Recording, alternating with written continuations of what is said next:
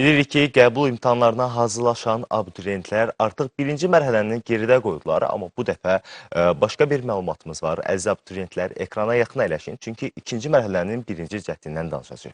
Bəli və ətraflı məlumat üçün telefon bağlantısına Dövlət İmtahan Mərkəzinin mətbuat katibi Xanlar Xanlarzadəni eşitmək istəyirik. Sabahınız xeyir olsun Xanlar müəllim. Sabahınız xeyir olsun.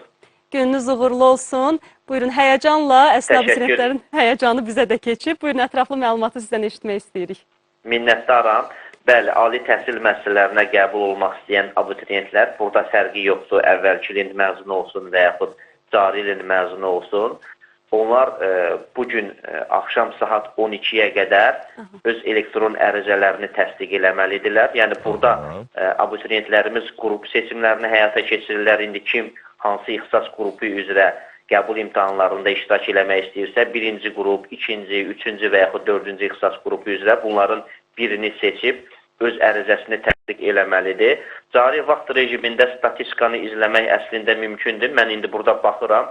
Birinci ixtisas qrupu üzrə 33 minə yaxın abituriyent artıq öz ərizəsini təsdiq eləyibdir. İkinci və üçüncü ixtisas qrupları üzrə sayılar təqribən bərabərdir. 27.500-ə yaxın abituriyent öz ərizəsini təsdiq eləyibdir. Dördüncü ixtisas qrupu burada daha çox tibb ixtisasıdır. 6400 abituriyent ərizəsini təsdiq eləyibdir. Ümumilikdə rəqəm 95 minə yaxınlaşır.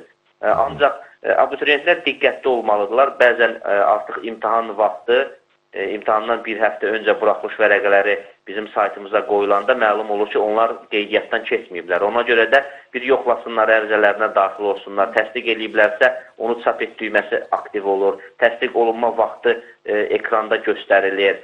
Çünki imtahanda yalnız öz elektron ərizəsini təsdiq eləmiş şəxslər iştirak edəcəklər. Qəbul imtahanlarının ikinci mərhələsinin birinci cəhdi isə ikinci və üçüncü ixtisas qrupları üzrə may ayının 24-də, birinci və dördüncü ixtisas qrupları üzrə isə iyun ayının 7-sində təşkil olunacaqdır. Təşəkkür edirik ətraflı məlumat üçün Xanlar müəllim. Qeyd eləyək ki, telefon bağlantısına Dövlət İmtahan Mərkəzinin mətbuat katibi Xanlar Xanlarzadə idi və əziz abituriyentlər, diqqətli olun, çünki bu qədər çəkdiyiniz əziyyət, zəhmət kiçik bir səhv ucbatından belə heçə gedə bilər. Odur ki, çox diqqətli olmaq lazımdır və təlimatlarda maksimum şəkildə əməl edin ki, siz də tələbə adını qazanasınız.